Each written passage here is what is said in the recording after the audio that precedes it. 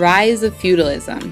The Middle Ages started when the Roman Empire fell in about 500 AD. It is sometimes referred to as the Dark Ages or medieval times.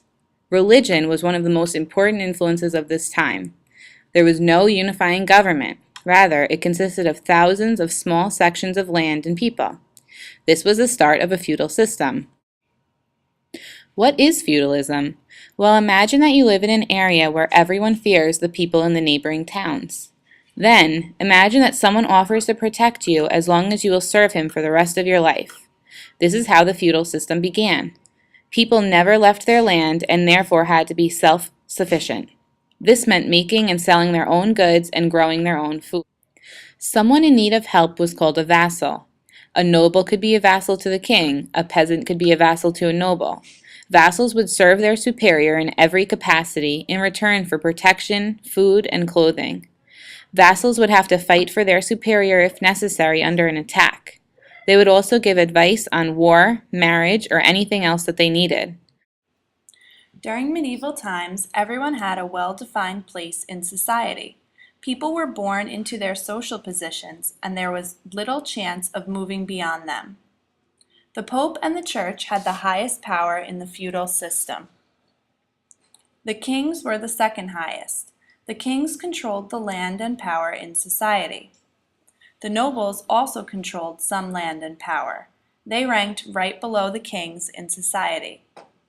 The knights practiced strict discipline and learned how to handle weapons. They operated under a code of chivalry. The knights were brave, loyal, and true to their word. Merchants, farmers, and craftsmen came next. These people sold and made goods for society.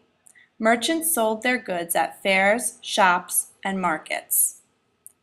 The lowest social class in feudal society was also made up of the most people. These people were referred to as peasants or serfs. They worked on the land owned by the nobles and kings. They were not slaves, but they were also not allowed to leave the land they worked without permission of a king or noble. Life was difficult for serfs.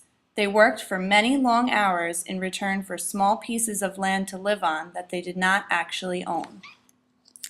In medieval times, the manorial system gets its name because the house that the local lord lived in was called the manor house. The person living in the manor house, the local lord, is tasked with protecting the people in the local village. In exchange, the people in the village make sure the noble has all the food and anything else he may want for himself or his family. These common people were called serfs and peasants. Serfs were like slaves. The serf's job was to do whatever the lord told them to do. They had to work the land but could not own it. They were also carpenters, blacksmiths, bakers, farmers, and tax collectors. The land all around the serf belonged to the lord. Therefore, they had no place of their own. Peasants were a little different. They sometimes owned land or had a small business. They had to pay taxes and grow crops for the manor.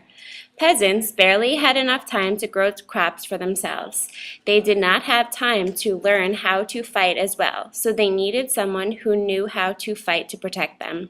Together, the lord and the village made up a unit called the manor. The manor is the lowest building block in the pyramid of the feudal system. At the very top was the king.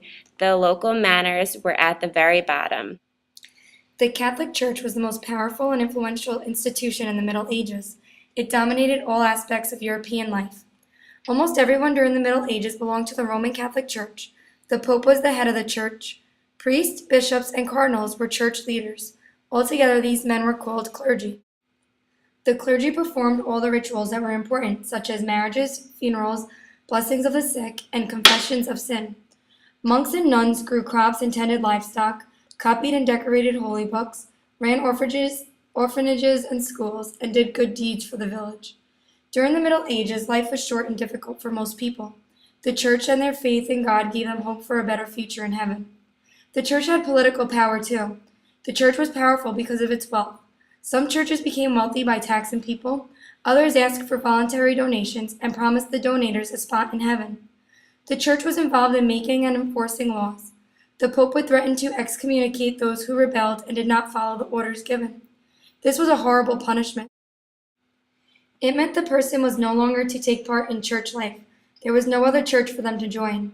Family, neighbors, and others would no longer associate with them. The church was able to influence kings and nobles in decisions regarding war and peace because of the threat to excommunicate. In conclusion, the Catholic Church was the most powerful and influential institution in the Middle Ages. It dominated all aspects of European life. The rise of feudalism occurred during the Middle Ages. It consisted of small sections of land and people, fearful of neighbors. Everyone had a well-defined place in society. People were born into their social positions, and there was little chance of moving beyond them. Most people were in the lowest social class and lived difficult lives as serfs or peasants. The manor system was the lowest building block in the pyramid of the feudal system. The lord who lived in the manor was in charge of protecting the village. In exchange, the village would perform tasks for the lord. Many important rituals occurred in the church. The church also played the role of government, creating and enforcing rules. The Middle Ages were a dark time in Europe where feudalism prevailed.